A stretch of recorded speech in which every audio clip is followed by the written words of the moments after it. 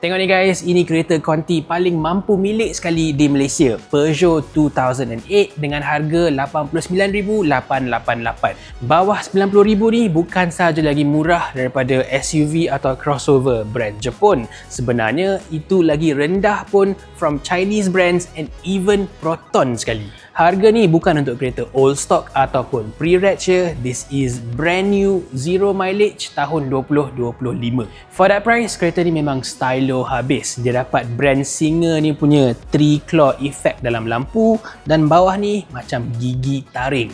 Dekat belakang pun dia ada tema 3-claw sama juga. Bawah ada twin tailpipes dan dia punya boot sekali dengan power tailgate. And bila dah buka, ruang dia pun cukup besar, bigger than what you expect from a compact crossover.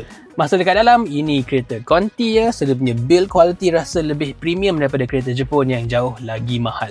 Meter depan driver, dia ada 3D holographic effect, memang cool. Skrin tengah lengkap dengan Apple CarPlay, Android Auto. Even dia punya kulit on the seats pun rasa macam kereta mewah. Dekat belakang tak adalah besar mana, but it should be okay nak bawa kawan, bawa anak kecil.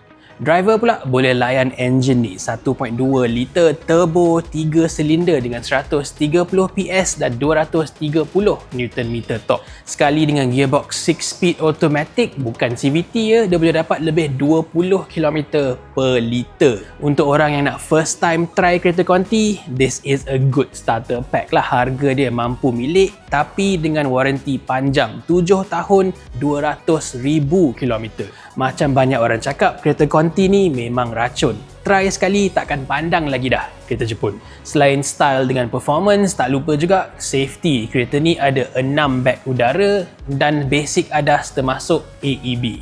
So ni dia guys, Peugeot 2008, kereta konti paling mampu milik di Malaysia. Best ke tak best? Tulis kat bawah. Ciao.